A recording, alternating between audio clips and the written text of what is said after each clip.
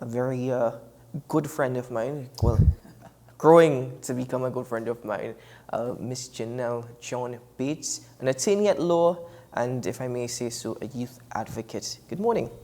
Good morning. Good morning, everybody. Good morning, Sean. Good morning. It's good to see you. It's good to see you guys. Day before the holiday. Day before the Yes. holiday. Well, Yes. Though I might make the argument that today is the holiday. But again, so in your profession, do you count holidays and always take holidays off?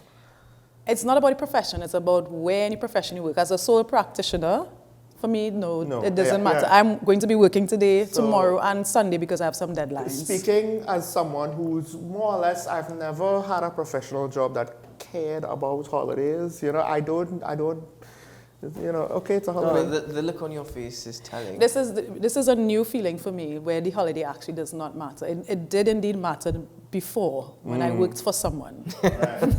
Yes, when you have your own business, yes. The things are business very is much 24 different. hours, Yeah, yes. always. But let's get into a conversation that we've had throughout the week here on Talking Points, and that is with respect to the CARICOM Symposium, Yes. Violence as a Public Health Crisis. Janelle, you were there. What are Yes. your takeaways from this symposium? I did have the pleasure of attending the first day. I wanted to listen to the second day virtually, but I actually had other pressing professional engagements. But what I took away from the first day, I found it to be actually very insightful. Now, I know the critique of the symposium is basically, it's just talk, it's a talk shop. Mm-hmm. But for me, you need to talk. If we have been doing something in this country that has not been working, a symposium is a very good avenue for us to share knowledge or gain knowledge from other individuals and gain new perspectives. So I think talking is valuable in the sense, and it was only 2 days. For me, I'm a prosecutor, was a prosecutor, now a defense counsel. I still learned things about crime that I did not know before that I found helpful, because I find people in Trinidad often speak about issues from a place of ignorance. Mm-hmm. So I like to be informed, and I found the symposium to be very informative. I was particularly engaged with the presentations by the police commissioner from Bahamas and Jamaica. I found they gave some interesting perspectives. For example, in Bahamas, they were saying they actually have a 69% detection rate. Let's start there, compared to our 13% detection rate. And one of the things they say that they have been doing to assist with the fight against crime in terms of firearms is that they have 2 firearms courts to deal with those issues, and they have a 2-week turnaround. So when I hear things like this, I'm hoping that those in authority in Trinidad will be looking at it. Okay, so they have these 2 courts totally dedicated. Do we have the resources to do that? Is it in our best interest to do that? So that's where I saw the symposium. I think it's that particular point you've made with respect to the gun court. I think there's been advocates constantly pushing and pressing for a court to be made separate in order to fully facilitate gun charges or crimes involving guns. But a couple things. I hear you, and I agree with you. Talk is very much important. I think the implementation part of it is the more difficult part. Talk is cheap. And as much as we have these conversations and we hope it translates to something positive, just 2 days of talk, that still cost us money. And furthermore, apart from that, you said if what we have been doing here in Trinidad has not been working, it's an opportunity for us to learn from around the islands, 69% from the Bahamas, for example. But then I would ask you, what have we been doing here in Trinidad? Because to me, as a citizen, as an observer, we haven't done anything. So could we even go to the symposium and say, this is what we've done, this is what we're doing? I don't see that, No, I feel like there's a bit of hyperbole there. If we said we haven't been doing anything, the place would be in a state of anarchy. Yes, crime is high, but I would not say we're in a state of anarchy. Police are working. We are doing things in this country. And I think sometimes we're a bit too hard on the police, and we should learn to give them kudos when kudos is due. For example, them finding the guy in the airport who was about to exit the country so things like that. Of course, when it is due. There's a question there, though. What part of the system was responsible? Was it that there were police officers in the airport looking for him, or was it that there was some sort of the law enforcement system in the airport that looked out for his name when he tried to travel. Was he traveling? Well, assuming he's not traveling under a pseudonym. Well, for me, I don't see that as being a significant question because for me, despite whichever arm or aspect worked, it worked. So I'm just saying, I'm just addressing because it might be an aspect that isn't the TTPS. So I won't necessarily... Okay, because I said police. Okay, yes. Well, let me make it broader than national security. Okay, will that be sure. better? Yes. Okay. I mean, because to be fair, I also did think, wow, this is a good sign that at the very least... It's a movement in the right direction. Right. Mm-hmm. But the flip side is, back to Ketan's point there. Yes. Now, there was a resolution. I read the list. It seems like just a big list. Yeah. There are some things that show promise on the list if implemented well. And that is to say the several items that are basically collaboration, one of which is about forensics. Yes, I thought that was a very, again, maybe it's just my ignorance, but I had never thought about that or heard that the idea of pooling our forensic resources, rotating magistrates, I thought these were interesting points that were brought out in the symposium. The regional professional forensic scientists themselves actually were talking about that about 6 months before, so then when they had their own thing. But to say that it's going to be implemented, of course, you have to get the heads of government to kind of buy in. You have to buy in. But there was also, I think, like talk about collaboration between police services. Yes. I was under the impression, I can't remember word for word what it was, that you could even like help use it to try to say bypass certain I don't necessarily want to overstate it, but I got the impression that this could be the help. One officers from one jurisdiction should come and help in as independent third parties. Kind of like when Scotland Yard came here? Potentially. Because it's similar to that. I guess what you're saying sounds very similar to that. And again, we are saying the Caribbean, where individually we are small, together we can be a great force.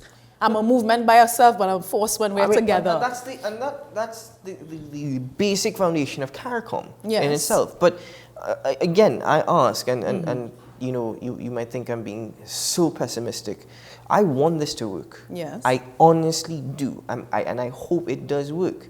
But of course, questions arise with respect to whether or not, with respect to pooling our resources, if we even have resources to offer, because currently we can't even facilitate ourselves down here. Maybe we will get assistance from other CARICOM neighbors and other CARICOM islands. But when it comes to Trinidad and Tobago doing its part, do we even have the resources to offer to CARICOM? Well, you know, this wasn't said, I didn't hear it in the conference, but maybe when we say pooling resources, it could be everybody specialized in a particular area. So it's not that anything we go here, you go there. If I am going to be the expert on treating with firearm, I am going to be the expert on treating with drugs, I am the expert on firearms. We only need to send officers and those with those expertise out there at critical junctures. It's not every Monday morning we call in for somebody from Trinidad to come or somebody from Jamaica. Again, I'm just saying this is how I envision something like this can work.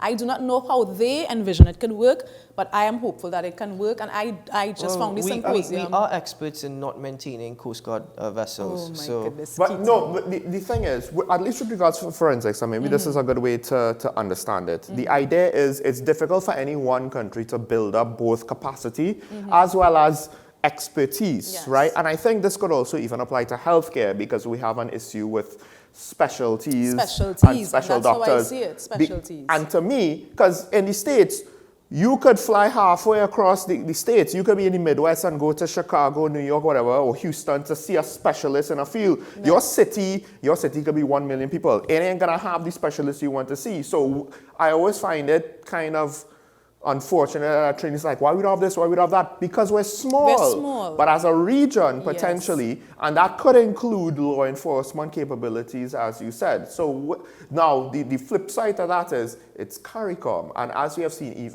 with the EU, with the UN, when you have more than one country, questions automatically arise of who's in charge. And who pays? Who pays and who's in charge? Yes. Yes. So that's the other obstacle of the implementation that concerns me.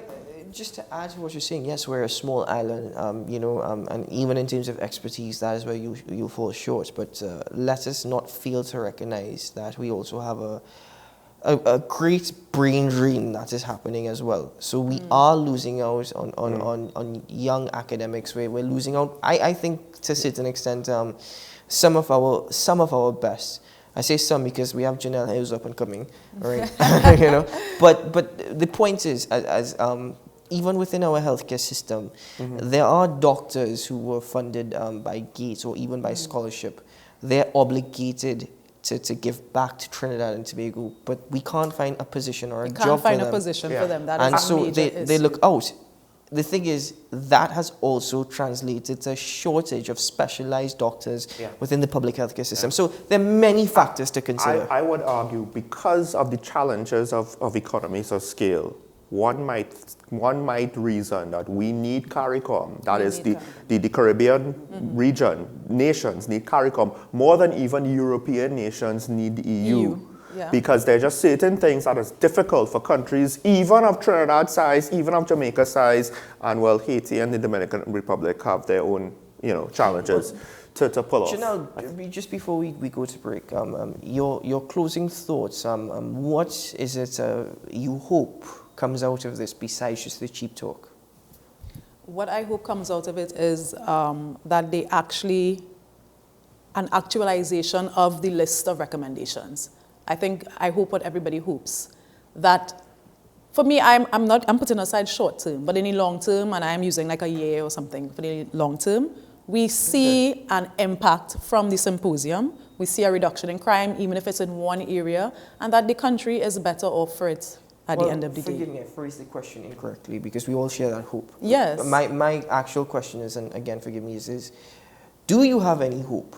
For everything that you just said. I remain hopeful, Ketan. I feel like we're on different sides. We're at odds where it comes to that. I feel like I'm almost an optimist. I normally see myself as a realist, but now I feel like I'm an optimist. Which is funny because he had such a positive position on the previous topic. I too am an optimist, but at the same time, as much as I have optimism, I also will not necessarily be blind by what I actually see or what is happening. I actually do think that the government does not play politics with this issue, at least as much as people think. I'll still complain when I think they're doing nonsense, but I'm not necessarily sure that this issue is a political one where that's where the motivations lie for the things that I don't like.